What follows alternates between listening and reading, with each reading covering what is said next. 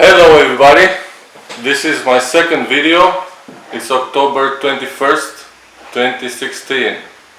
Again in my new studio version 1.0 as I wrote on the table.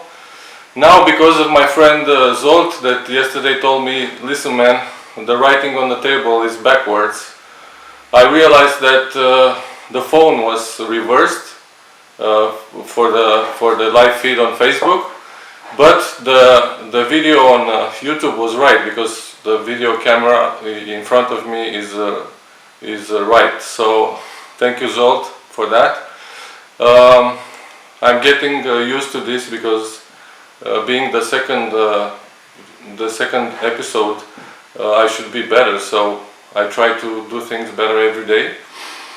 Today. What I wanted to talk to you about is regarding the objectives. Everybody knows that we have to have objectives and to set them properly in order for us to reach them.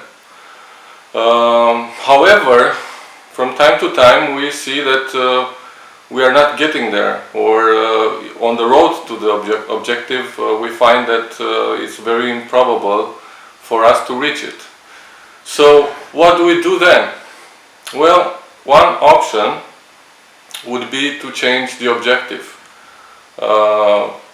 especially in the times when we set very high objectives, very bold objectives.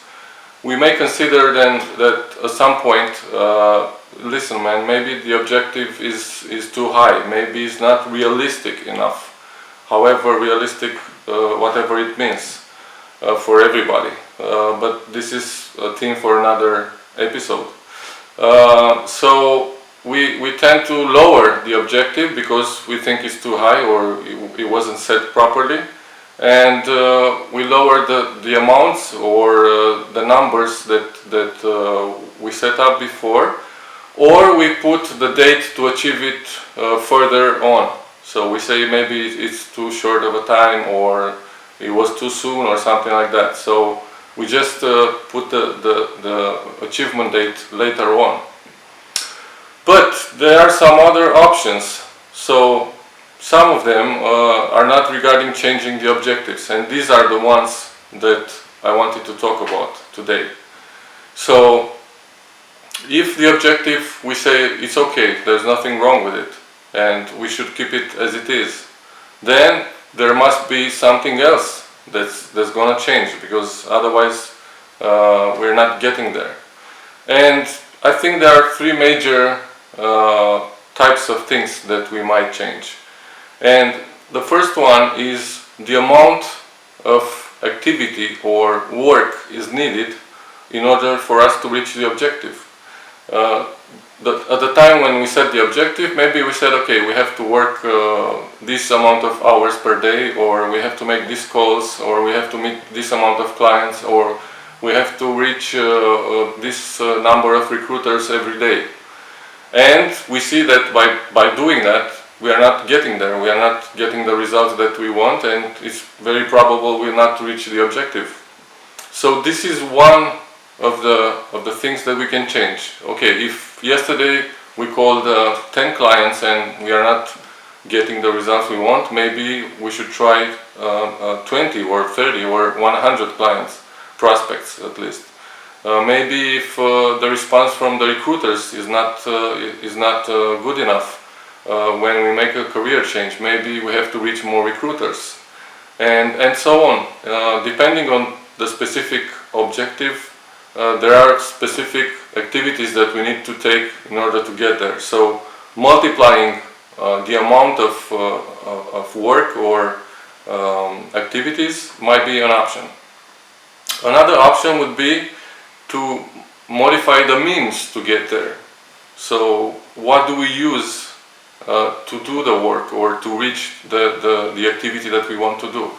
For example, if we're talking about clients, maybe sending individual emails or messages or other types of communicating is not enough for reaching the amount of clients that we want to. So maybe let's say we reach them by email, or we send them stuff by email. maybe we should consider sending a very, very detailed crafted newsletter or email campaign. Some other option regarding this would be, for example, if you want to apply for new jobs and meet new potential employees. Okay, we might try to reach more employees at the same time, potential employers, I'm sorry, by going to conferences or big networking events or smaller networking events and more often. So this is one type of change for the means how to do that. And the third kind of change that I think it's possible is to change the mindset. So quite often I find clients that are saying, okay, maybe the objective was not for me, or I don't think I can do it because of something that happens to me. So it's not the objective, it's not that the objective is wrong, but is what I'm doing, I don't think I can reach it.